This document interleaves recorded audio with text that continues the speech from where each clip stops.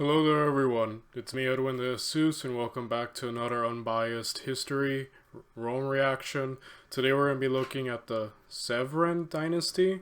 I believe that's how it's pronounced, but yeah. So like I mentioned a few videos ago, and I kind of mentioned it on and off, we're kind of in a period where I never learned about in terms of Roman history, because like I've mentioned, like at least like in my public school experience here in California, we only really learn about the death of Julius Caesar and then the rise of, Augustus, and that's kind of it. Everything else to learn about Rome, or that I have learned, has kind of just been on my own learning. And like I said, I know a bit about the early period of how Rome was founded and all the way to like Augustus, but everything after Augustus has basically been, well, I know Nero and Caligula, but I think everyone knows their infamy, right? But also interesting, they're mentioned in the Bible. At least Nero is, and Augustus, but side tangent. So yeah, basically everything after Augustus, with the exception of like Nero and Caligula because of their madness, has just kind of been one giant I don't know about Rome. It's unknown territory to me. So yeah, I really won't know anything until like the fall of Rome, but that's kind of easy because it's just the fall of Rome. And yeah, that's really all I gotta say. I think I mentioned all that because I don't know anything about the Severan Dynasty, so we're just gonna have a lot of fun learning. So yeah, without any further ado, let's get right to it.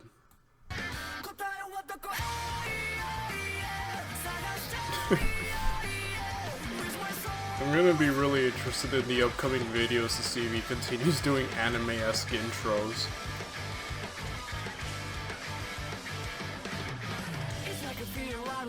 Septimus. Oh, Elo Gallo.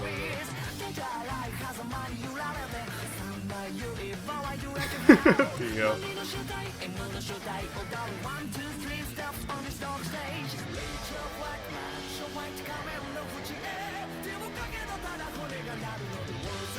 I dig this music, man.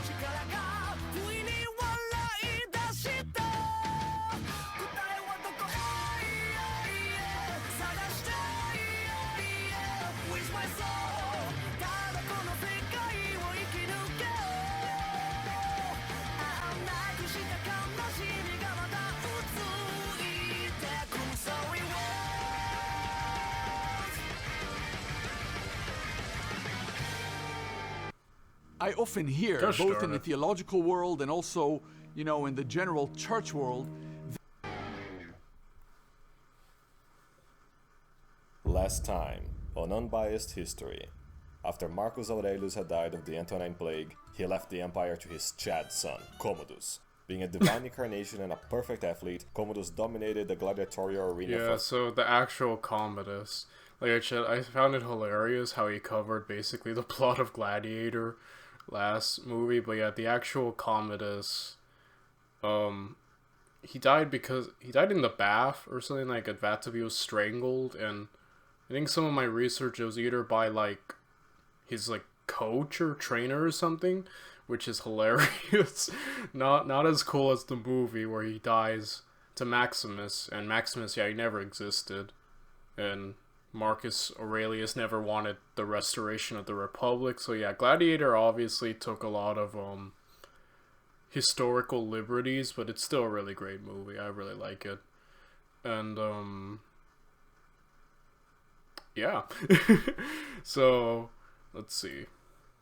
15 glorious years, gaining the envy and hate of senators and praetorians alike. After yet another assassination attempt on their part, coming as poison from his own lover. Oh wait, I also remember, like, I think the reason that caused his assassination is because, like, he would write out names of people who would, like, be imprisoned or executed, and, like, I think his wife or some woman was on that list and found it, because he just left it lying around, and then that's what caused, like, okay, we need to get rid of him before he gets rid of us, gets rid of us. So that's hilarious as well. He vomited it all out and went to his personal bath. His enemies then bribed his wrestling mate, Narcissus, to finish the job, and after a long struggle, killing Commodus. Just fucking kidding. The historian Ridley Scott already debunked all this garbage. And with the Antonine Dynasty and the Empire now in shambles thanks to Commodus. Yeah, that Gladiator is actually the way it went. I think it's like how actual Romans would prefer it all went down. To recall what happened after the Julio-Claudian Dynasty ended, you'll know it's time for a year of not 4, but 5 emperors. Oh dear. You see, the Praetorians just didn't have the emperor killed without thinking of the repercussions. They would never do that. Instead, they dragged Pertinax to fill the void. After making him promise a huge fucking bribe too, they then forced the Senate to ratify him as emperor, something they wanted to do anyway, and things looked good to be honest. Dude, the Praetorian Guard are insane. Like, the amount of power they were able to get is just insane to me. Like, they were unstoppable for a long time. Pertinax started to rebalance the economy, issue fair laws, and began restoring discipline to the Praetorian Guard. Yeah, about that. As he started paying out their bribes, the imperial treasury was emptied. 0 gold left. Nothing. Commodus had wasted it all. And when he explained that he could only pay half of what he was forced to promise, the Praetorians chipped out in rage. They constantly demanded the rest of the bribe, threatening to revolt several times, but there was nothing to pay them with, so Pertinax refused. Blaming everything on Pertinax, 300 of the most corrupt Praetorians invaded the Imperial Palace to hunt him down. Oh my Their goodness. prefect, a scourge named Elidas, was sent to calm them down, but instead joined and led them towards the Emperor's office. Betrayed by his men, Pertinax then confronted them himself and urged them to think about what they were doing. Here they were, the Emperor's own bodyguards, threatening him with violence over money. Money he didn't have through no fault of his own. Through a long speech, he gave them the chance to set aside their rage, so that they could work together to ensure the Empire's prosperity. Yeah, they killed him. So after killing Pertinax, Letus thought of a plan to both name a new emperor and, far more to the point, get all that money they wanted. A plan so disgusting, immoral, and vile it provokes anger at the mere I remember, like, they just sold the throne. Hey, you want the throne? Or we already passed that, didn't we? I don't know, but the fact that they even sold the throne at all is insane to me. Just here, the most powerful empire of the world, you wanted, just, like, you know, just a small donation of $1 million, you know? Thought of it. They would sell the empire to the highest bidder. My gosh. Meanwhile, an extremely rich man named Didius Julianus was eating dinner with his family. And when news that the empire was for By the way, for any gamers here, I pointed it out like a long time ago in this series, but I love him constantly using the Skyrim backgrounds. I'm actually replaying Skyrim at the moment for like the 500th time, and I just really love the aesthetic of all of it. I don't know. True gamer. Anime, Skyrim. Not gonna lie, the Obahati seems like a really cool dude. I'd like to like just hang out with him and like talk history and game. Just, yeah, that would be awesome. Sale arrived. He hesitated, but his greedy wife and daughter forced him out of the house to go buy it. And that's what he did, getting to the Praetorian camp and outbidding Pertinax's father-in-law with 25,000 sesterces worth of bribes. Oh my. The Praetorians then forced the Senate to ratify their new emperor again, and things didn't look good at all. Here's the thing. The provincial governors were more than happy with Pertinax taking over after Commodus, but Julianus, some literal who with no connections to the Antonines, that was buying power, that's something neither Pesquinius Niger in Syria, Clodius Albinus in Britannia, nor Septimius Severus in Pannonia were willing to accept, each for their own reasons. Pesquinius Niger was everyone's favorite to take over power, much like Vespasian, commanding the Eastern legions and all. Clodius Albinus had revolted against Commodus a few years earlier, now taking Pertinax's death to follow on his proclaimed wish to restore the Republic or some such nonsense. A wish revealed false after he accepted Severus's offer to become his subordinate heir. And as far as Severus could see, it was left to him to save the empire from those idiots. His origins date back to the destruction of Carthage, as several Roman settlers began to colonize the non-salted lands through the centuries, among them the Severans.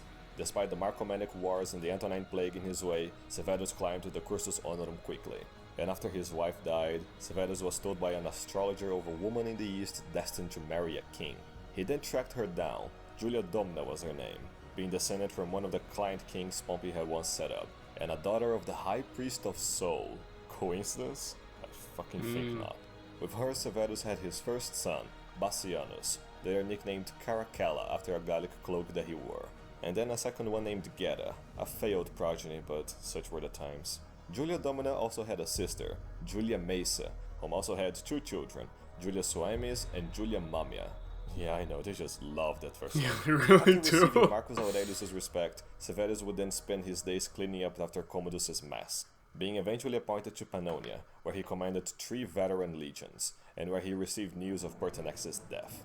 Duty-bound to oust the usurper, Severus marched south and occupied a growing city called Ravenna, where the imperial fleet was stationed. As a response, Julius forced the Senate to declare Severus an enemy of the state, sending several assassins disguised as diplomats to kill him.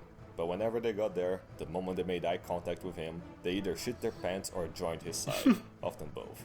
Despised by all except the Praetorians that he bribed, Julianus sent them to defeat Severus, getting all annihilated by him. I don't know what he was expecting. Severus then camped outside Rome, and instead of taking it by force, he sent an ultimatum for the Praetorians to deliver Letus and all the Praetorians who partook in killing Pertinax. Their comrades betrayed them in a second, and Severus had them all executed. Smart. Julianus was later dragged to a dark room, and before being executed, he cried, "But what evil have I done? Whom have I killed?" And I can answer that. 1. Listening to his wife, and 2. By consequence, himself. The Senate then recognized Severus as the new emperor, not that he cared. In such times of absolute political corruption and decadence, the army was the only institution that mattered. And to further this point, Severus had all remaining members of the Praetorian Guard line up, confiscating their property and wealth, exiling them all, and filling it up with 4 times more men, all veterans from his legions, and giving them all the assets he seized. Okay, That's already he's beyond competent. Like, okay, smart. Get rid of, like, literally everyone, especially the Praetorian Guard. Like, man, you know? Like I said, it's just insane the power that they had. Like, ugh. Settled, Severus gathered his legions to deal with Pesquinius Niger in Syria, whom, after a few months after Pertinax's death, had moved from Antioch to Bithynia. In the same time, Severus had marched south, deposed Julianus, rested a bit, sailed west, and arrived in Bithynia. After a few lost skirmishes, Niger made a last stand at Issus, where he hoped to LARP as Alexander as he defeated the Persians there hundreds of years ago. Instead, he played the part of the Persian king, getting absolutely trashed and fleeing the battlefield towards the nearest city he could. With the gods, or clearly something against him, he was later captured and killed. But Severus then had to deal with the last of Niger's strongholds, a small, irrelevant village called... what? Byzantium, was it? Yeah, something like that. And soon it became clear just how fucking hard it was to siege it. It took Severus 2 fucking years to finally capture it, and it made him so mad he ordered all fortifications of the city destroyed, hoping it would be forgotten to time. Nope. And when you make Severus angry, the consequences are severe. For the Parthians, most of all, he just invaded them with no warning, killed a bunch of barbarians to vent off, then returned to the empire. Speaking of barbarians, Severus had camped his legions on Thrace on his way to Rome, which is where his pleb soldiers kept being bested in sports by a local Romano-Thracian teenager. Defeating all his pleb troops with ease and rivaling his best men with his 8 feet stature, the young Maximinus Thrax took over the emperor's horse, demanding to be led into the legions. He lacked discipline, but the legions were already mostly plebs anyway, so why not? Back in Rome, Severus relayed his victories in the east to Albinus in Britannia, and bored out of his mind in that shitty island, he invented some bullshit about Severus having tried to murder him, blah blah blah blah blah, revolting against him and taking over Lugdunum in Gaul. With these pleasant news, Severus named his eldest son Caracalla as his heir, and set off for the north. Albinus' strategy to win relied entirely on bribing the Rhine legions to his side, but thanks to the disciplining legacy of both Domitian and Hadrian, they refused. Once Severus arrived at Lugdunum with 150,000 men, he found Albinus with an equal force to match, starting the greatest legion-on-legion battle in Roman history. Wow. After 2 days of brutal fighting, and Severus focusing on his shitty troops on the left, his true soldiers on the right broke through the enemy lines, and some opportunist named Julius Letus stole the credit for it. Coincidence? No fucking way.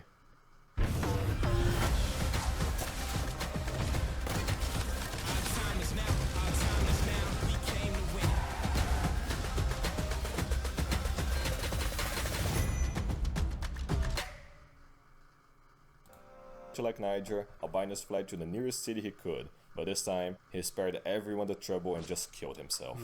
Severus then walked over his desecrated corpse, cutting off his head and sending it to Rome, alongside his limbs and those of his family.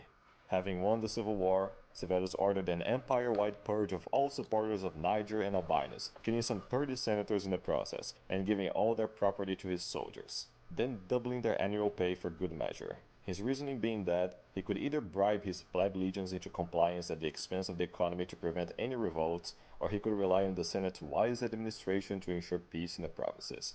Fat fucking chance, so he debased the currency to pay what he needed, which would become a standard practice. And it hadn't taken even a couple of years before his new praetorians started getting filled with corrupted plebs, as their prefect, Plautianus, would soon show.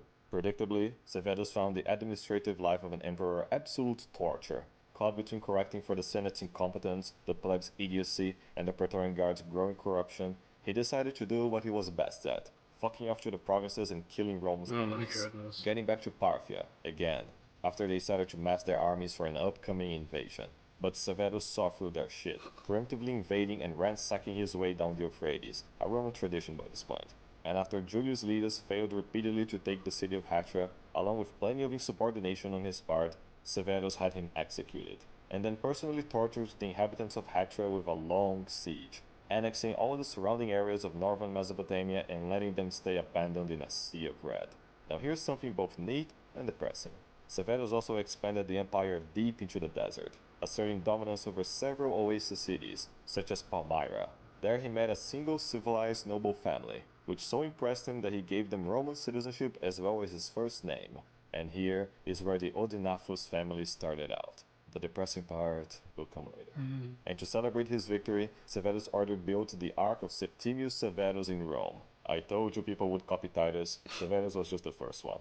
Around this time, a lot of Christians would be persecuted. Not through Severus' doing though. He adhered to Trajan's policy of meh towards them, getting bored at the mere mention of their crucified Jew. So to cure that, he returned to his home in Africa, campaigning deep into the Sahara, expanding the empire to protect his home city of Leptis Magna.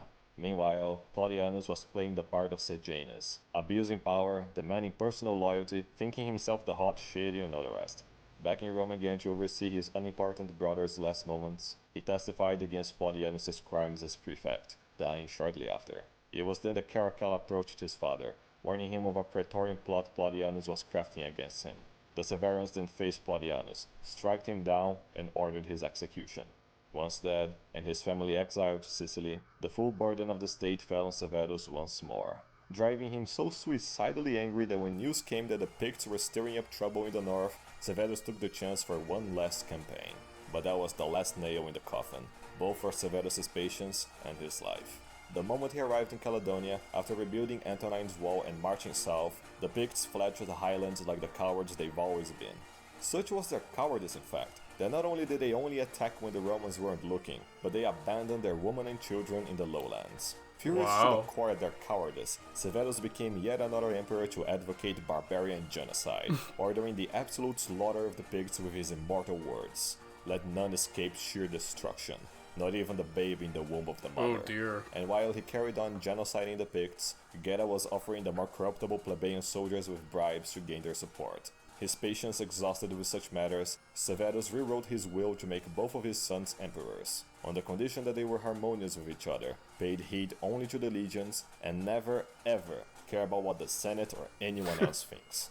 His succession settled, Severus chose to take a drastic decision. He died, and thus Caracalla and his younger brother Geta were acclaimed to the co-emperors of Rome. But here's the thing, Geta hated Caracalla. Busy with restoring order to the empire, Severus had no time to raise his children. Caracalla embraced his father's harsh virtues, but Geta had become nothing but yet another hedonist prince, and while the eldest loved his brother, it was never reciprocal.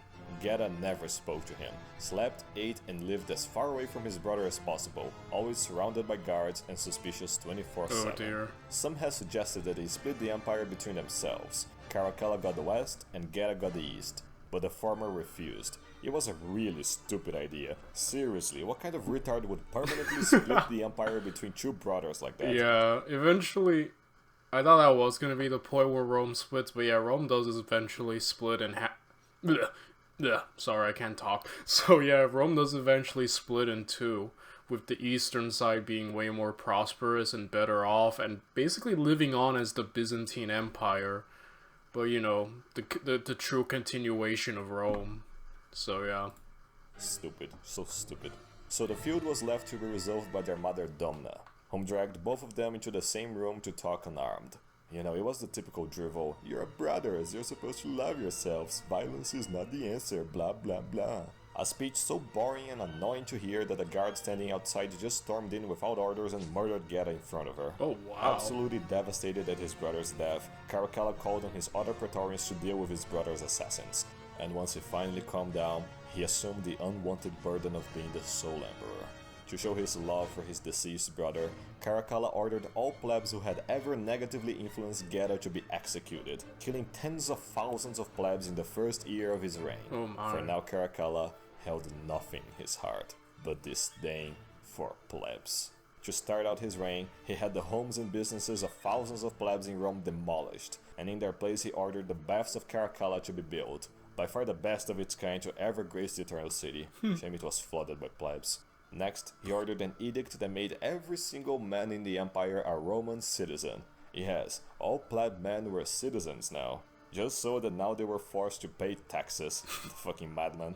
After having his former wife strangled in Sicily and erasing all mentions and portrayals of Gedda in monuments in which he didn't look very good, all of them that is, Caracalla sought to emulate Hadrian and travel through the provinces of the empire. And as Hadrian did, starting in the Rhine, where he crushed an incoming Alemanni invasion, taking the title of Alemannicus Germanicus. As he continued his travels, he demanded that all cities he passed through build great monuments in his honor at their own expense. And once they were finished, he either ignored them or ordered them destroyed for not being up to his standards. He then held massive parties, hoarding all of the city's food and inviting no one to them. And on that topic... Okay, I'm already loving this too. I gotta hear that again. His standards. He then held massive parties, hoarding all of the city's food and inviting no one to them. I love that. That's like so me. Like, I'm like such an introvert, I don't interact with people. I probably do that. Just throw parties all for myself. Oh man. Caracalla? I think is how it's pronounced. I'm probably not pronouncing it right, but still. A man after my own heart already. And on that topic, he only ate fish food when it was far enough inland that it became an expensive commodity, demanding luxurious seafood for dinner and executing all plebs who didn't comply. One day, one of Pertinax's sons had the audacity to call Caracalla Geddicus, implying that he killed his own beloved brother. Safe to say such insult didn't go unpunished. As he left the west, he extended his disdain to the barbarians in the east, demanding several high-ranking Dacians to be taken hostage and imprisoning the Armenian king to emulate Trajan, and then setting sail to the vital province of Egypt. But to his dismay, once he arrived, the citizens of Alexandria saw fit to welcome their emperor with a play that mocked his brother's death, spreading the abhorrent lie that it was him that killed Gedda. Oh my. That made him very angry. And when you make Caracalla angry, well... tens of thousands of plebs were then slaughtered in Alexandria, the city set ablaze and the legions allowed to plunder it at will. As he reported his deeds to the Senate, he told them nothing but the truth. It was the whole city of Alexandria that was guilty, then persecuting Greekoid philosophers just because he could. Not that he really cared about what the Senate thought. Being a true son of Severus, he gave only the legions his attention, raising their salaries and giving several surprise bonuses so that civil war was an impossibility. And with the empire now prospering thanks to him, Caracalla was greeted by the Parthian king. After centuries of getting their teeth kicked in by the Romans, the Parthians came to negotiate an alliance, through an arranged marriage no less. Caracalla agreed, traveling with his family and men to Ctesiphon, where he married the Parthian princess, ushering a new era of peace and tolerance between Romans and Parthians. No.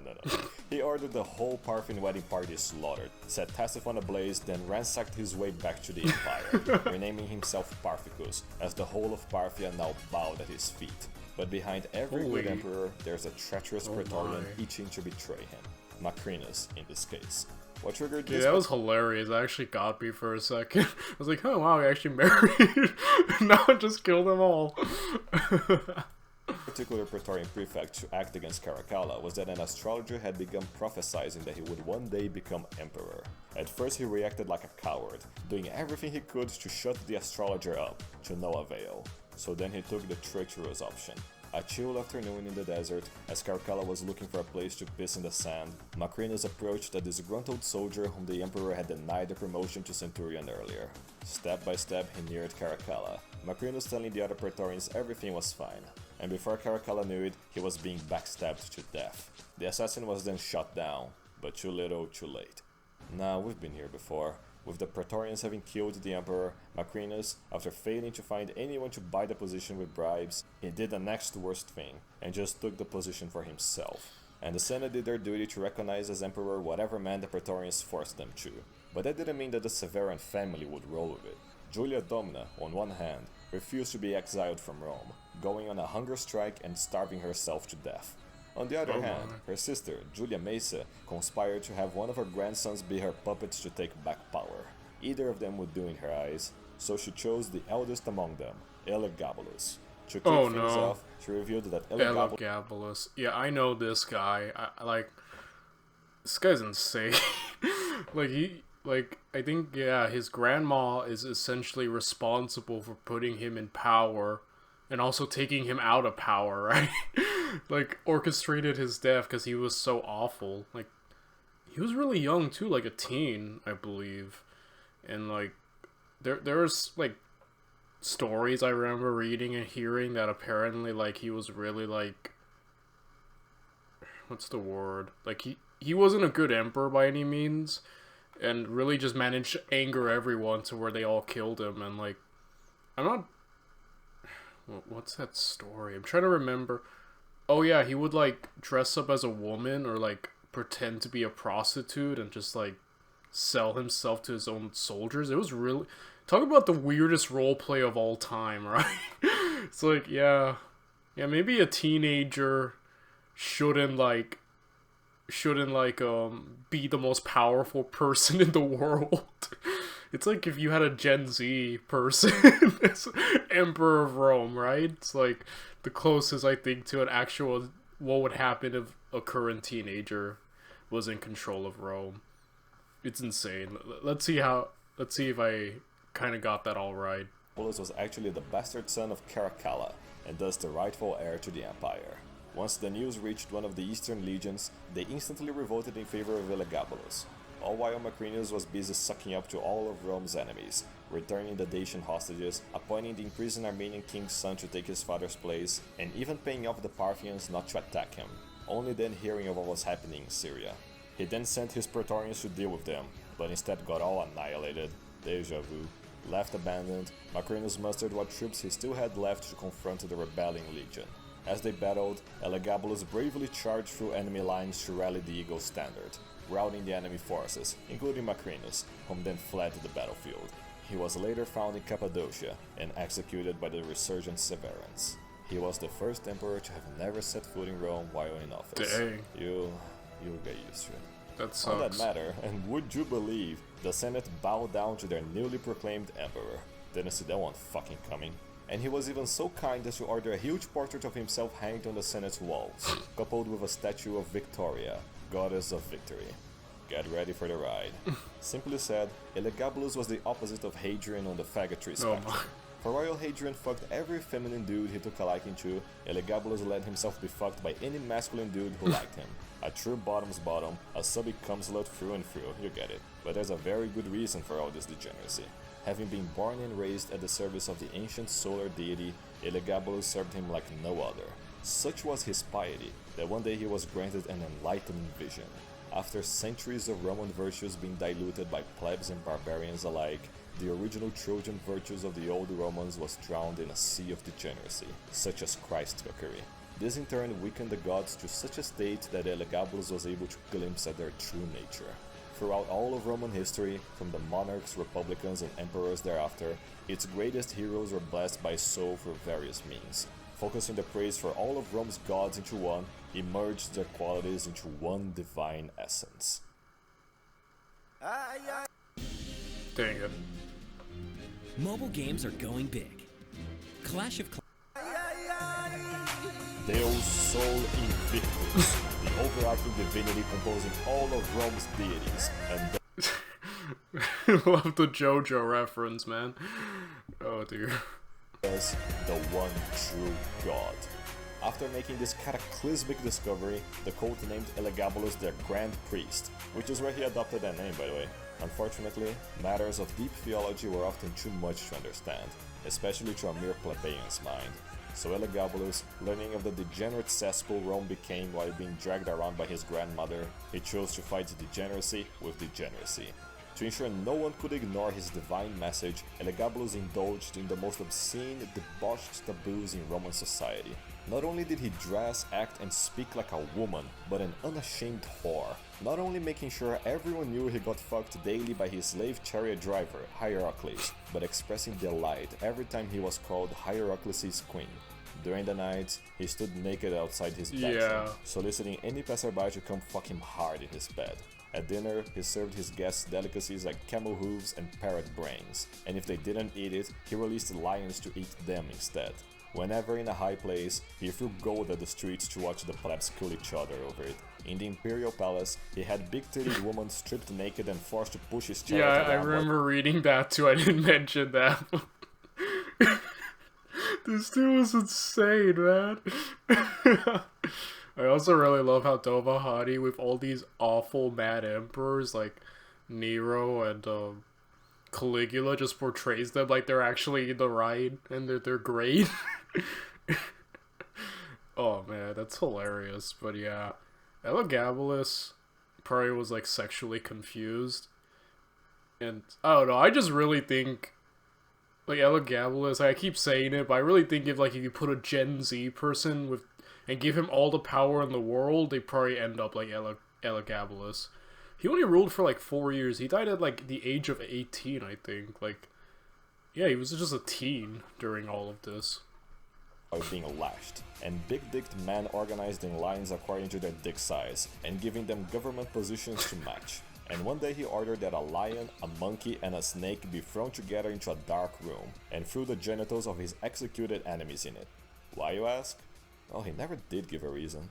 This outrageous behavior for an emperor had everyone's eyes on him, which was precisely the point. Having finally gained their attention, Elagabalus then began spreading the word of Sol Invictus, that all Roman gods were but partial derivations from his divinity, and that the end of the world was nigh. Nah, he didn't share that with them. Included in his religious reforms was that no god could be worshipped without first praising the sun, although it did take some getting used to it. Paramount to his reforms were the triumph-like festivals of a divine black meteorite representing Sol Invictus, which was paraded around in a glorious chariot for all to admire. And praise finally, the sun, like Dark Souls. Sorry, I just keep thinking every time he says praise the sun. Any Dark Souls fans here? I love Dark Souls. It's like my favorite games. The creation of a special festival date dedicated for Deus Sol Invictus, celebrated every winter solstice at the 25th of December in place of Saturnalia, which would become so popular that the Christ cooks would steal it for themselves centuries later. Being righteously forced to participate in such festivals, at the threat of being crushed under a giant mound of flowers, the senators and praetorians grew to hate Elagabalus. It also didn't help when he took a Vestal virgin as his wife. Okay, yeah. I believe like those Vestal, I think Vestal's the right word. The point is, there were certain like women meant to be virgins. It was like a religious kind of thing in Rome, and this insane person basically like, it's a big no-no, right, to like sleep with one of them or to marry. He just straight up marries one and just like, I think he divorces her but like remarries her again. Just like, yeah, he was legit angering everyone. Like, he made a lot of dumb decisions, and really it all came back to bite him in the butt. Among the 5 or so wives he had in total, and I'm not making this up, asking his doctors for a sex change operation, but that proved to be too much, even for him. What also didn't help was that Julia Maesa had been using her grandson's authority to grab as much power for her as possible, even forcing herself into Senate hearings. A woman in the Senate. Now that's fucking blasphemy. No wonder Elagabalus wished to replace them all with women. Might as well at this point. And good thing that Elagabalus never served as the puppet her grandmother wanted. Completely autonomous in his religious mission, Mesa was then forced to rely on Alexander Severus and his mother Julia Mumia to ensure her position. Securing the fact Alexander was far easier to manipulate, she tricked Elagabalus into naming him his heir, while he didn't have any sons of his own. He would only later find out it was part of her plot to kill him. After assassination attempt later, all coming from the Praetorians and masterminded by Mesa, Elagabalus dodged them all, and as punishment revoked Alexander's status as imperial heir. And just to fuck with them, he spread the rumor Alexander was near death, triggering Mesa and thus the Praetorians immensely. After showing them Alexander to reveal everything was fine, the Praetorians acclaimed him as Caesar. Elagabalus then stepped up, ordering the execution of all who did so, and with his mother by his side, the Praetorians then encircled the young emperor. It's straight up murder him, yes. One of the many emperors murdering them. One of the many emperors murdered by the Praetorians. Both right then and there. Why is it that divine emperors only ruled for a couple of years, I wonder? With his rule ended and body thrown to the Tiber River, Elagabalus' cousin Alexander was acclaimed the new emperor. I'm gonna cry a lot editing the next episode. But the qualities that made Alexander such a good puppet also made him a cowardly crybaby. His mother, Mumia, knew that well. So to try and blur the fact Rome was now at the mercy of her puppet, she compensated by organizing an advisory council led by the two senators still worth a damn in the Senate. Those being Ulpian, the greatest Roman jurist of all time, named as Praetorian Prefect, and none other than Cassius Dio, one of Rome's greatest historians, and a vicious humorist. After Mesa's undeservedly peaceful death and the burden of state laid on their shoulders, they set about reducing taxes on the provinces, revaluing the currency, and restoring discipline to the Praetorians. And god, why do people even try that anymore? The Praetorians, predictably, abhorred the mere thought of them not doing whatever they wanted without repercussions, and with Ulpian leading such an effort, they sought to kill him. The bravest Roman citizens tried to stop them, but the Praetorians just carved through them, invading the imperial palace and murdering Ulpian at the feet of Alexander, who was too weak to stop them. I think I just lost it in my head. I'm like, oh my gosh, like, this is insane. The fact that real history went down like this is hilarious and insane and kind of sad. And just like the Praetorians, man, like oh man, it just makes me laugh. I'm sorry. The Praetorians were wild, and man, like I forgot, was it Claudius or it was an emperor with a C name that eventually got rid of them, and like good on him. Like emperor should have been smarter in getting rid of the Praetorians. Like your bodyguard should not have this much power, and like ugh. On the topic of Alexander's weakness, his mother Mumia had just arranged him a marriage with a daughter of a senator. But once Alex started spending time with his wife, Mumia felt her influence over him threatened, so she accused her father of conspiring against the emperor, ordering his death and the exile of his daughter to Syria. And much like Tiberius' early reign, Alex was plagued with legionary revolts left and right. No one wanted to swear allegiance to some mama's boy, much less with him reducing their payments. His Severan predecessors were right all along, as it turns out. And then the last leg of his administration, Cassius Dio, also became the target of the Praetorians' rage, with his sarcastic comments leaving nothing to the imagination. Once more, being too weak to defend his advisor, Alex had Cassius Dio exiled to Bithynia, where he finished his historical works and taught us about all the drama from his time. And not that far from Bithynia we return to Parthia, not for war, but to say goodbye to their crumbling dynasty. The details of barbarian politics bore me, so I'll be brief. After centuries of getting bashed by Rome, the Parthians became weak and found themselves in another civil war between two brothers. While they fought, an ancient evil had been brewing in southern Persia. There, a brutal barbarian rebelled and summoned his legions from the underworld, crushing a punitive army and then a second one led by one of the brothers, later hunting the second one down. Crowning himself the King of Kings and the first emperor of the Sassanid dynasty, Ardashir desired one thing only: the destruction of Rome. Once Alex heard news of the eastern hordes gathering near Mesopotamia, he sent endless envoys to try and negotiate a peace. But peace was a foreign concept to such a manifestation of pure evil.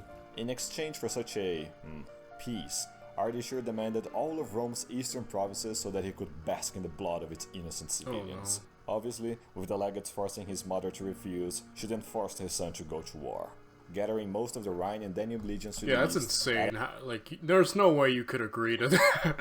But, like, oh man, he might have actually, if it wasn't for, like, everyone telling him to not agree, he might, seeing how weak he is, he might just have agreed, and, oof, would have lost a lot of respect. I'm gonna predict, like I said, I'm just gonna predict right now, maybe they're gonna lose to Adashur, this dude, and this might kickstart the fall of Rome. Well, it's been falling already, but you know what I mean. I'm gonna predict he wins. Alex planned a three-way invasion, from the north, south, and at the center, led by himself. But as both wings were accomplishing their objectives, Alex abandoned his invasion out of pure cowardice, allowing Ardashir's endless hordes to overwhelm the southern legions, thus forcing the northern legions to march back through the Armenian mountains on winter. Being completely at fault for the deaths of countless of his soldiers, Alex was lucky to realize Ardashir became very busy eating the flesh of the plebeian soldiers he killed to wage war anymore. So Alex just declared victory and left, mirroring Marcus Aurelius' Parthian War, being forced... I mean, he did win, but... At least I wasn't completely wrong. Oh, and oh yes, the Germans, like, they've been around since the beginning, and now... Oh, this is insane.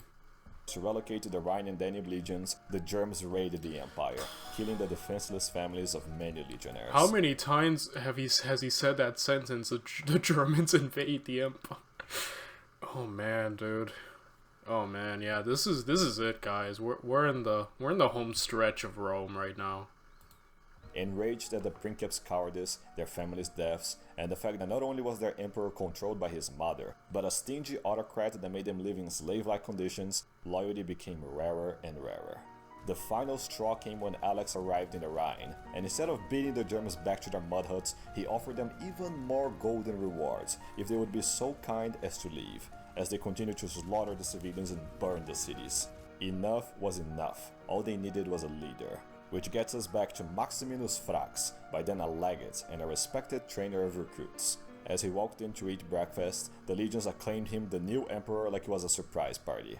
Taken aback, but understanding their motivations, Thrax accepted the title and ordered his centurions to realize the wishes of every soldier present.